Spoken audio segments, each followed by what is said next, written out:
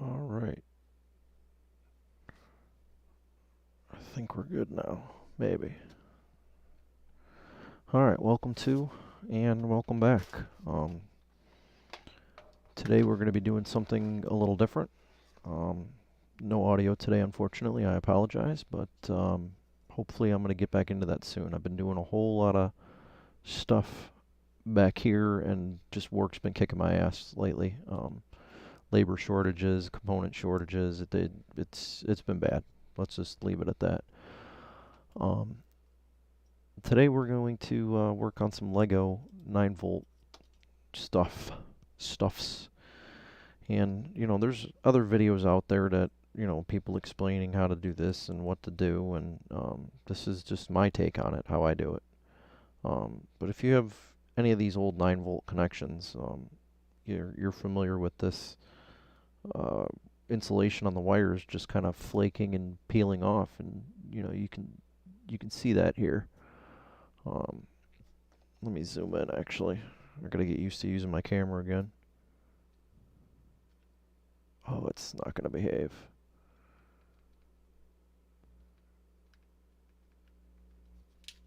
I think I have dead batteries. Alright, well there won't be any zoom. Not much we can do about that, but well actually maybe I can manually zoom. Hold on. As usual, I'm not prepared. Bear with me. Alright. No, I don't want to update. Yes, I want to click on here, and I want my camera controls. There we go. Alright, software's going to save us. So that's a little better if it'll focus. So yeah, here, this cable's not too bad, but you can see the insulation is starting to destroy itself. So this is what I do. Lego purists are going to get upset and be mad at me, but this is silicone jacketed wire, 24 gauge. It is in black and red, unfortunately, and not both black.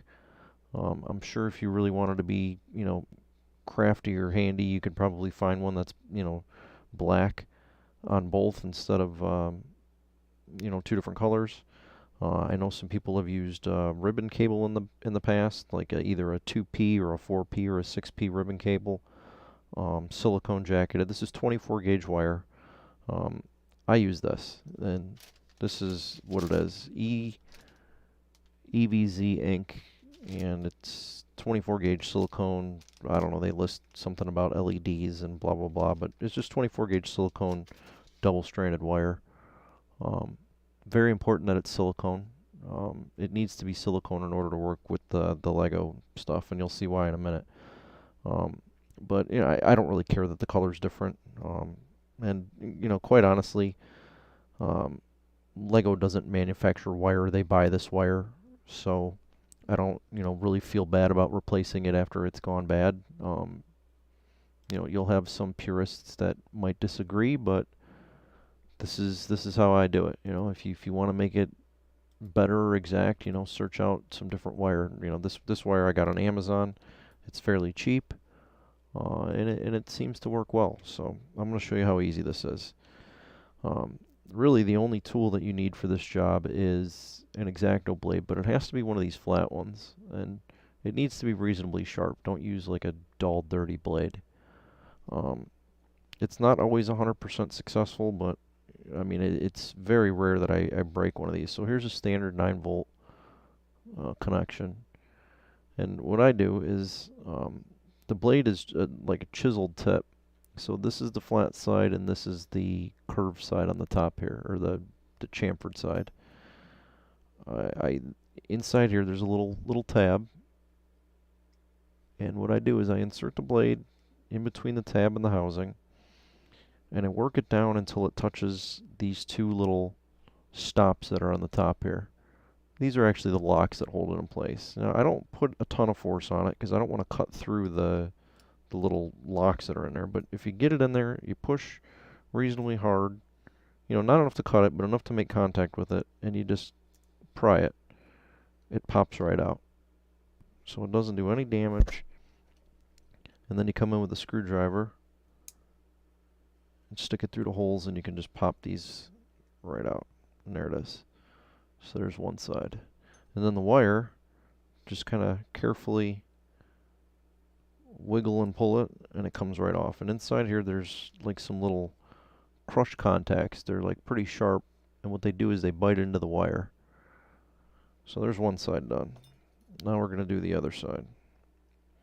Same thing. We're going to wedge the blade in there, pop it. It doesn't always pop the first time, you know, just, I guess it takes a little bit of getting used to it and a little bit of feel, but there's that side. Take the wire out. Now, you know, I'm a little more, I don't know, OCD about it. I like to get the wire lengths as close to original as possible. You don't have to. You can make them longer. You can make them shorter. You can really make them any length you want.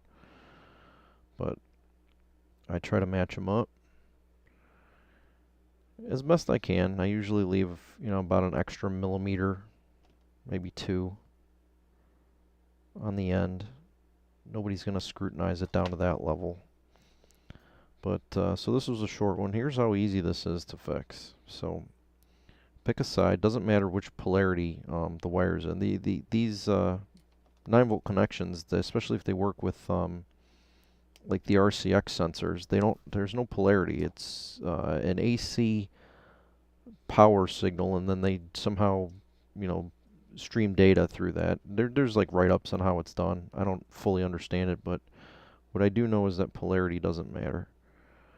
So to fix this, I put the wire in, I butt it up against the end, and I center it inside the housing. Then I take one of the caps, and the caps have these little like guide grooves in them. It's kind of hard to see. I don't want to zoom back in, but they have these little grooves in there, and that the wire fits right in between them. So really all you do is you just get it centered as best you can, put it on top there, and just squeeze it. Squeeze it closed. And then if you really want to be crazy, take the back end of the X-Acto right here and give it a push right on this little circle right there. That's it. So there's one half done already. Now the other half goes in the same way, but one of the things to note is these connectors originally have just straight through flat cable. So when they're sitting down, you know, the one side of the wire is on the top and one side's on the bottom. They're not like twisted. So if you hold them side by side, you don't want to do it to where the red wire is on the same side as the other side. Like, it's hard to explain that, but so if I line them up like this, like red's on the bottom here and red's on the bottom here, that's not the way the original wires are wired. Sure, it'll work. It really won't have much of an effect on there, other than polarity might be weird, but it'll still work. Like, your motors will just spin backwards. So how they do it is it's straight through. So if the black is on the bottom on this side, when you go to the other side over here, the black's on the bottom. Just something to keep in mind. I don't know. Again, it probably won't really hurt anything. I don't even think it'll really matter, aside from like the motor directions will spin backwards, but you know, at least try to keep it somewhat close to the original if we can. So the wire's in there, we're snapping it in, double check and make sure it's locked, and that's it. There is a fully functional, you know, 9-volt jumper wire, and it's got this great silicone wire in there, and it's going to last a long time, and it's super flexible, and that's pretty much it. Now I do a test with my multimeter. I put it into continuity mode, and I just check to make sure there's no shorts and that I have a connection. So we'll go to the 2 bottoms, we're good. Go to the 2 tops, no short, that's good. Now we'll go to the top on this side, and I don't know if you guys can hear that beeping, but it's beeping, so we have connection, and again, no shorts. So this is a fully functional repair. You know, a couple minutes. Now, sensors, those can be a little more challenging, and I dug into this one. I wasn't gonna really put that on the video, but I'll do it anyways. So this is one of the light sensors. And they're really not that bad to do. I've done them, before. The secret to these is they're glued, unfortunately, and the glue is really what makes it a pain. So once you get them apart, it's not too bad. But here's how you get them apart. So in the bottom here, they melt over the little tabs that are underneath the bottom of the brick. So I take this sharp blade and I come in here on the edge, and you gotta, as close as you can, shave all those tabs off. There's 6 of them, 3 on each side. And I'm just following like the profile of the gray plastic and just going down and trimming off the little bit of blue that's like overhanging on this bottom plate here. So once you do that, you got to go to the front of the sensor, which is over here, and very carefully in this front corner here, and you don't want to cut the tabs or anything. It might be better even go from this way, but you want to work the blade in just a little bit on that corner, and then you want to also work it in a little bit on the opposite corner, because they do glue these. So you're going to remove a little bit of material. It's hard not to do, but it helps separate it. You got to get that glue out of there. So in the front where the lights are, you got to break that glue joint there, and then in the back, it's really important because there's a strain relief there, and that's also glued in. So in the back, when the piece is still together, you want to wedge your X-Acto knife in there, and I do it flat side down, flat side down, like this. And you want to insert that in and keep pushing it in.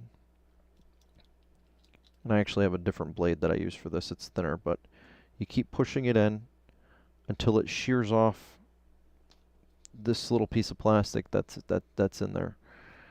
And you have to cut that because it's glued. If you don't cut it, you'll never get it out. And then you also need to do the same thing like you did on the front, where you got to get the blade in here to break the 2 glue joints in the rear. So you got to break the 2 glue joints, you got to shear off the strain relief in here, and then you can pry it apart. And it's not too bad. This is, a pretty rough condition one. It's not one of my nicer ones, but still. So after that, you can take the board out, and you can see the wires are just completely trashed. There's no insulation on them anymore. So what I'll do is I will resolder those in, and I'm not going to do that on camera. I'll do that later. I'll resolder those in, and then drop my sensor in. One of the things you need to do, so after you shear that off, there's going to be a little piece of gray plastic stuck in here, and that's the strain relief for the wires. So I get in with a screwdriver and I go from the inside and I pry that out. You got to break, you might have to get in there and wiggle it a little bit, or somehow break the glue in there. Maybe get in there with a small pair of needle nose pliers. But get that out of there and then clean up this little cavity really good. Some of you are going to get mad at this too, but just standard Lego plate color, I guess, doesn't really matter. Take the razor and shave off one of the studs.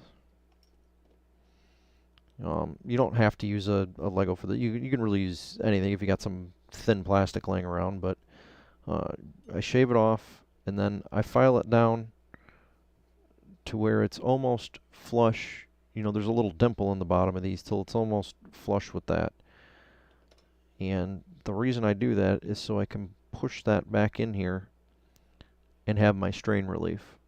Now, it won't be as good as the factory one, but it's good enough to hold the wire. I mean, as long as you're not yanking on these wires like kids, do, you should be fine. But it'll serve its function. And I like to use the Lego studs because I have a bunch of discolored plates and bent plates and damaged pieces. So it's a decent way to do that. So what you do is you put your board back in after your wires are soldered on it, and that drops down in there like that. Then you take a flat tool or something, and you get the wires to start to deform down into that little cavity there, and then you take your little piece of plastic, and it should be tight fitting. I mean, not crazy tight, but it should be kind of tight, and then you jam it down in there, and that holds your strain relief for the new wire. So there's really not much to it. And then to finish the other end of the sensor side, you just do like you did on one of these. And here's the old wire from that sensor. I'll make sure that the length is pretty close to the original length, and that'll end up getting rebuilt. Now, when I put them back together, I apologize, I didn't have that out. This is what I use. This is Scigrip 16. I think weld-on number 4 is kind of the same, but this is like kind of like a, it says medium body solvent cement. It works very good. It works really good on ABS plastics, which is what Legos are made out of. And you don't need to go hog wild on it. What I do is after I get, everything back in there and ready to go, and the strain relief is put in, I put 6 drops of that glue on here on each one of these little tabs. And you don't have a lot of time to work with this. It's a pretty fast drying solvent cement, but I put 6 drops on these little tabs, and then I assemble it together, fairly quickly. Give it a good squeeze, and I hold it until the glue sets, and then wipe out the little gaps or any spillover that you might have. But that allows these tabs to bond to the inside tracks of the little mating part here, and you end up with a really strong repair. Now, getting it apart again, you probably won't be able to easily get it apart again, but this is a much better quality wire. It should last a very, very long time without dry rotting or crumbling. So, I mean, if you get a second life out of the sensor, I'd say you've probably done all right, and if you need to replace it after that, then it's time to get a new sensor. So, you can fix them. I guess if you didn't glue them, you could probably try to get in here really carefully and remelt some of the blue plastic with a soldering tip or something like that to hold it together. But I'd rather just glue it. It's a much better repair, and that's what works for me. So that's how you do sensors. Now, another hack. And this is one that I don't know that I have seen anybody talk about. So this is a Chinese Power Functions clone wire. I don't know what you call it. But I know the Lego wires that go from Power Functions to 9 volt are fairly expensive and can be hard to find at sometimes too. So here's another little hack. You can take, a damaged 9 volt wire, separate the ends off, then you can get a Chinese Power Functions wire, and they come apart the same as these connectors, except they come apart from the side. So you pop them out, and I use the same blade and everything to pops those out. But what I do is the motor, if you're running a motor off of these and you want to hook it into the 9 volt system, you take the 2 outside contacts out, and I just use a pair of tweezers, and they pop right out. And if you want to make a hacked harness or a hacked connector to go between the two, instead of putting the 4-wire ribbon in there that's Power Functions, you just use a piece of the same silicone wire. Now you have to center it in there and make sure that it's going to get into the little teeth that are going to bite it. But you get that in there. And the same with the bottom connector. You pop the 2 outside ones off, and then you smush that back together. And then on the other side, you just run it into one of these standard 9 volt connectors. Now you have a custom Power Functions adapter for, very cheap, and you can make them any length you want. I don't know. It's gray area. It's kind of a hack, but it works rather well. I've done it. I leave the 2 outer connections out just as a visual reference, so I know that this is a motor-only wire, or not motor, but power. It's only a power wire. The sensors and that will not be hooked up. But for every one of these Chinese connectors, you can make 2 extension cables. So, you sacrifice a damaged cable and a cheap connector and some wire, and now you have Power Function adapter cables. So that's another little trick or a hack you can do. So I just thought I'd share with that really quick. It's not crazy and in-depth, and Nope, I see I got some comments here.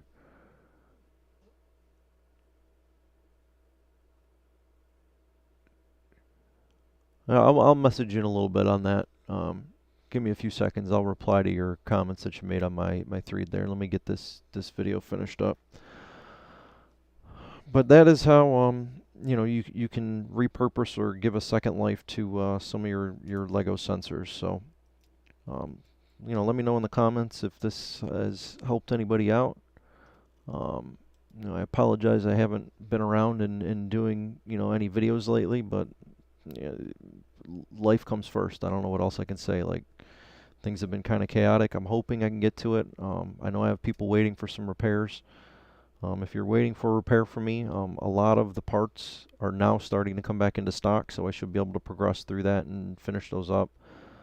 This weekend I did finish a couple amps that I was waiting on some special capacitors for, so this is just, you know, some hobby stuff, some fun stuff, and a little bit of break from the norm that I normally do. So I appreciate it. Hopefully I can help somebody out, save some money, and get your Lego connectors working again. So thanks for checking this video out. Thanks for tuning in, and hopefully we'll see you again soon with some audio and electronics repair.